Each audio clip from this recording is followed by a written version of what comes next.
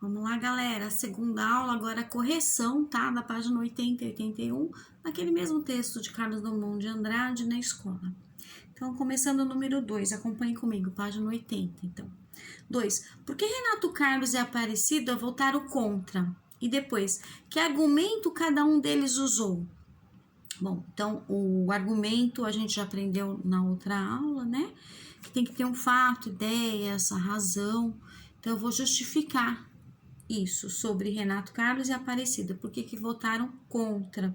Tá? Então, você coloca lá como resposta, né? Deve ter colocado já. Renato Carlos acha que mini saia mais bacana. Acha a mini saia mais bacana. Lembrando que a palavra mini saia não tem mais hífen, tá? É uma palavra só. Mini saia, tudo junto, tá? Bacana tem o significado também de legal. Pode usar, mas usa o que tá no texto, tá? Bacana. Foi essa palavra que tá lá. E Aparecida, ela é contra, porque porque a calça deixa o quadril mais saliente. Ou seja, se o quadril for pequeno, vai parecer muito pequeno. Se for muito grande, vai parecer muito grande, vai ficar muito à mostra. Então, nesse sentido de saliente, de salientar, ou seja, mostrar ainda mais, ressaltar o quadril da pessoa. Então, ela já é contra, tá? Então, isso, você tem que argumentar. Número 3. Depois de ler os diferentes argumentos dos alunos, Dona Marilis, escolha aquele que, em sua opinião, apresentou mais bom senso. Justifique sua escolha. Olha que legal. Bom, eu não vou ler a argumentação, porque eu já dei explicação no outro vídeo, né, na outra aula, que é o ato e efeito de argumentar. Então, ele tá pedindo agora a sua opinião, tá? De forma subjetiva. É o que você acha sobre os diferentes argumentos, tá? Dos alunos lá com a Dona Marilis, né?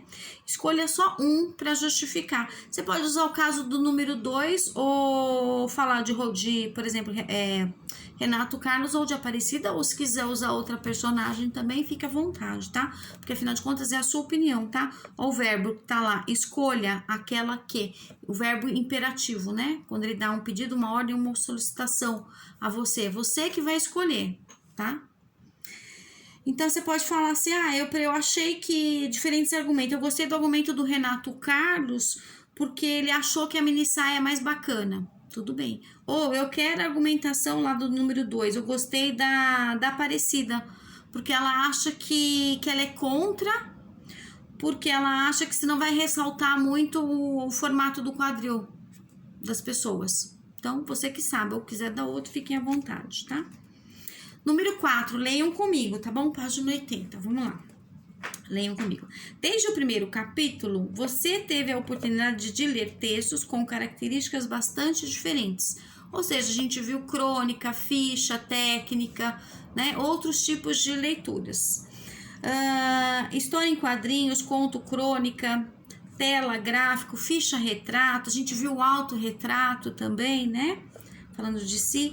Como você pode perceber que cada texto abordou determinado conteúdo, organizou-se de um jeito próprio e apresentou intenções diferentes e linguagens diferentes específicas. Para cada tipo de texto, eu uso um tipo de linguagem, ela é apropriada para cada um deles. Observe, esses aspectos na crônica, na escola, que é esse texto que a gente acabou de ler de Carlos Drummond de Andrade, e assinale as características que você identifica nessa crônica, tá? Então, primeiro, trata-se de um texto que narra um fato do cotidiano?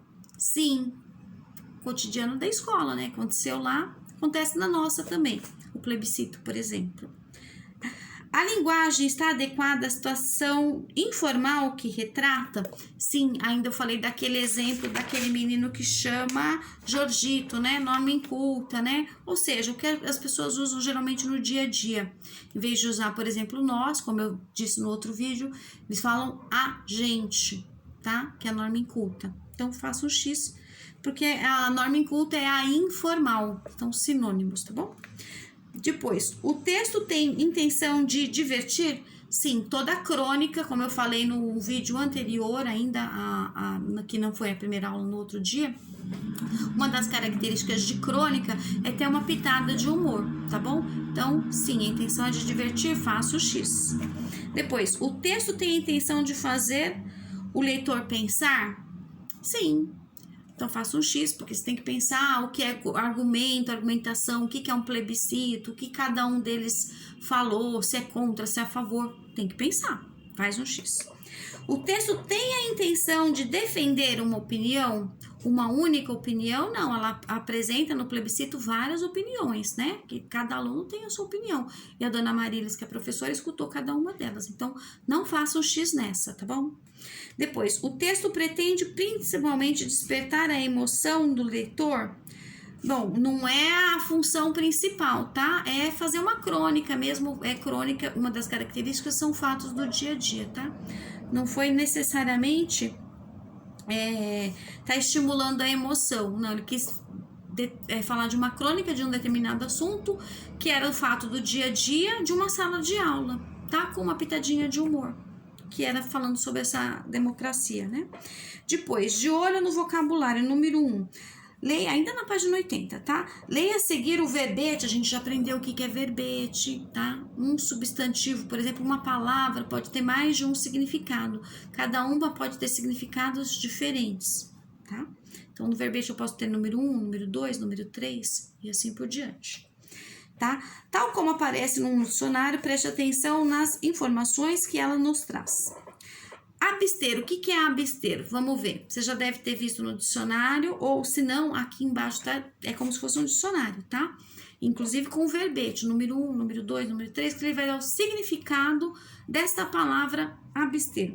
Primeiro vem colocar lá, do late. O que é isso, late, professora? Do latim, tá? É uma língua morta, ela não tá mais em uso, é uma língua que a gente fala em desuso, tá? Ela serve ainda para missa, para casamentos, quem casa, por exemplo, como eu casei numa igreja catedral ortodoxa, que tem lá no Paraíso, a missa todinha é feita em latim. É uma língua morta, mas ainda é usada para fins religiosos ou para de estudo, é muito específico, tá? Mas não tem mais um povo falando latim. Não, por isso que é uma língua morta. Então, late é a abreviação correta de latim. Do latim, abstenere. Por obstenere.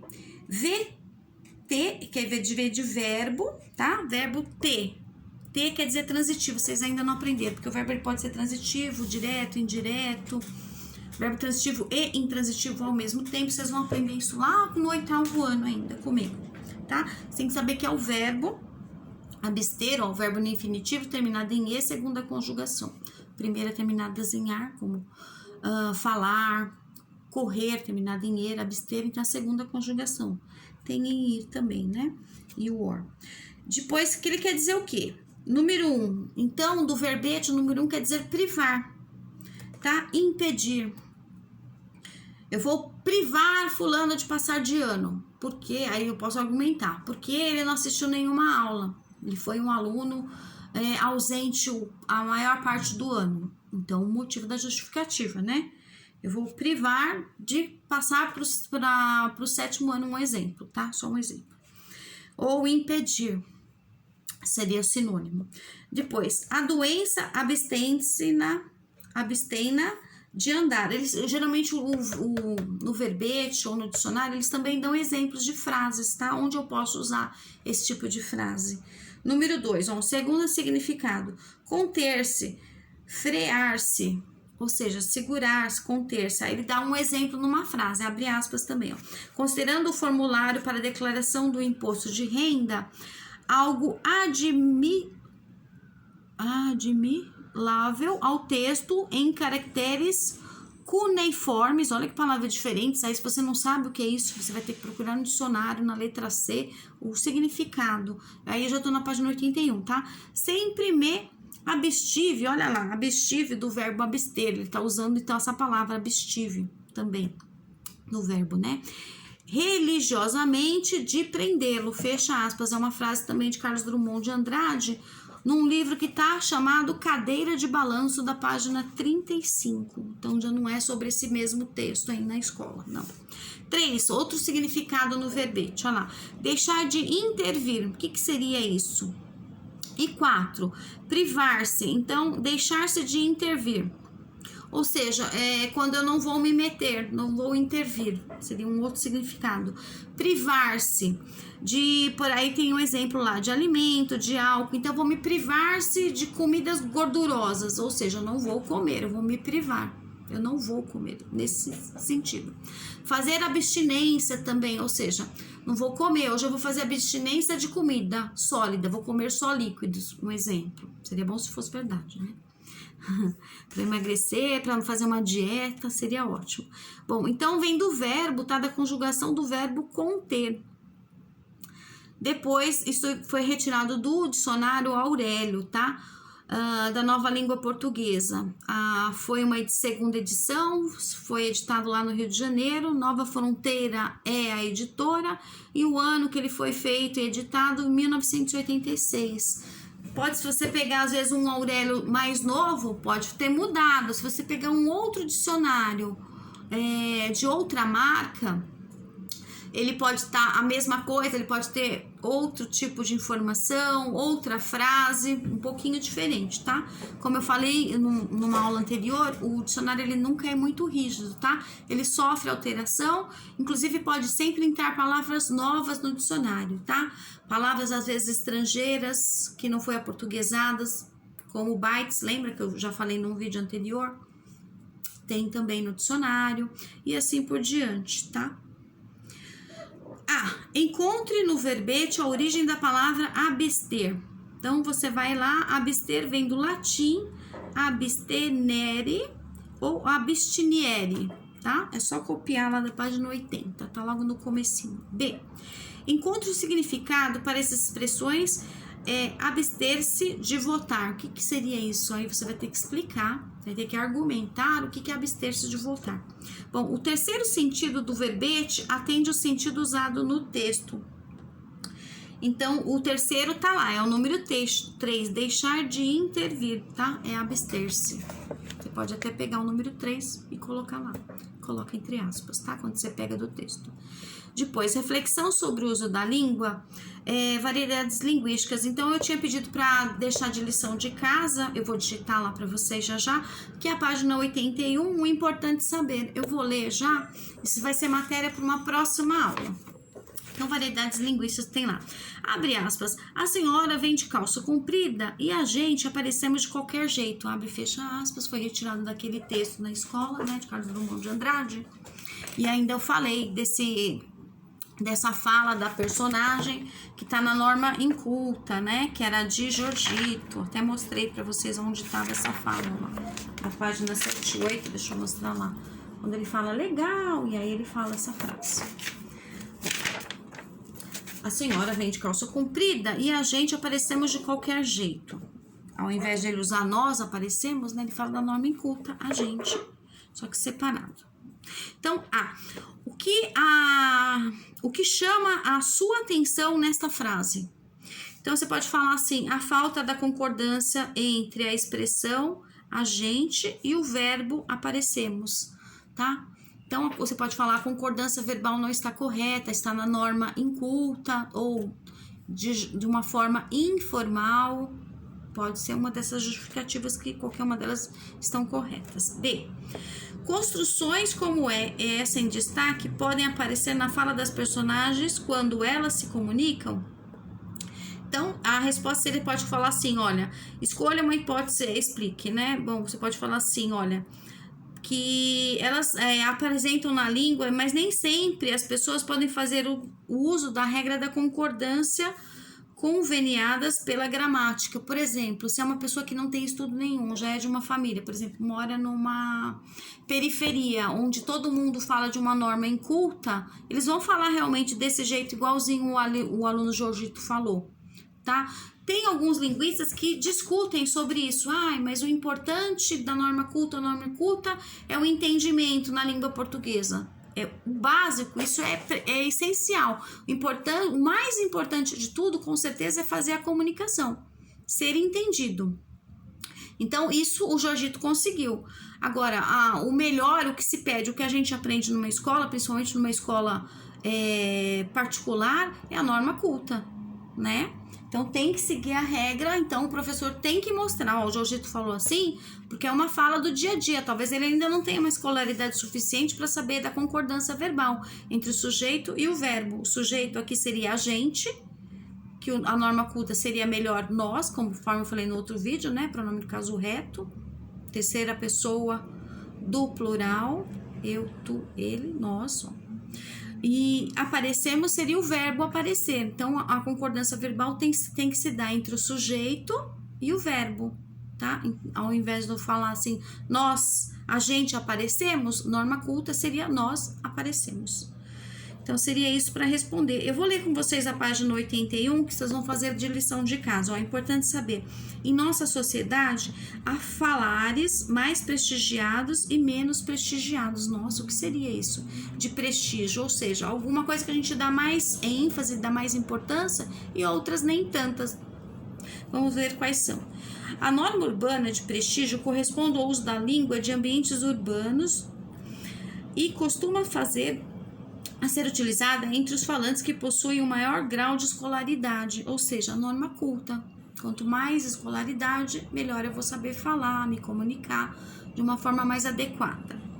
Mas a língua pode se manifestar em outras variedades, ou seja, em outras maneiras de falar, de escrever, tão legítimas quanto a norma de prestígio. Ou seja, ele está dizendo aqui no livro que a norma culta ou inculta, as duas estão corretas, porque o mais importante seria fazer a comunicação. Isso os linguistas têm em comum, tá bom? Só que, lógico, quanto mais escolaridade, melhor você vai falar. Isso comunicar de uma forma mais adequada. Seria importante que todos tivessem, né, o mesmo nível de educação. Mas isso não acontece, né, aqui no Brasil, infelizmente. Bom, por ser dinâmica, a língua passa por processos naturais de mudanças, variando conforme o tempo em que se vive, o lugar onde se mora, a idade, o sexo, o grau de escolaridade, as circunstâncias em que o produzimos e etc. Por isso é que temos as diferentes variedades. A essas diferentes maneiras de falar e escrever chamamos de variedades linguísticas. Então, a variedade linguística vai depender da onde, o local, a data. Por exemplo, se você pegar algum texto de um livro do século V a.C., é um determinado texto. Bíblia, outro, né? Que o tempo cronológico ele sempre vem antes ou depois de Cristo. Se você pegar um texto da Idade Média, do século aí 4, ou se você pegar aí da Idade Média do 1700, 1600, mais ou menos, se for aqui na língua, aqui no Brasil ou em outro, na Europa, o jeito de falar é outro, os costumes, às vezes até regional, algum tipo de gíria, tá? Ou às vezes tem variedades linguísticas, mesmo no nosso tempo, na contemporaneidade, nesse momento que nós vivemos. Por exemplo, aqui a gente fala pão, vai na padaria e fala, me dá um pãozinho, por favor. No sul é cacetinho. Lá no sul eles falam corretamente, eles falam leite quente. Aqui a gente tem mania de falar com i, leite quente. Todo mundo sabe que na hora da escrita você vai escrever leite quente. Mas e na fala? São variedades linguísticas, tá bom? Então, dependendo do lugar, da cidade, tem muita variedade. Por exemplo, eu morei no Paraná, quando dos 9 aos 12, e aí, em vez de falar pra pessoa que tinha cabelo clarinho, era polaco, alemão, ou polaco. Eu cheguei pro meu pai e perguntei, pai, o que é isso, polaco, polaca? E aí era isso, né? Pessoas de cabelo claro, de descendência europeia. Mas assim, eu estranhei. E aí, como tinha outras falas, outras palavras que eu não lembro agora exatamente, que tem variação. Já a norma padrão, ou seja, a norma culta, que é a padrão, a linguagem formal também, é um modelo ideal na língua que corresponde a um conjunto de regras ditadas pela gramática normativa, ou seja, quando a gente aprende as 10 classes gramaticais, a usar o sujeito, o verbo, corretamente, onde eu coloco o pronome, onde eu coloco o verbo, onde eu coloco o sujeito, quando eu faço uma análise, né, sintática ou morfossintática, que é a completa.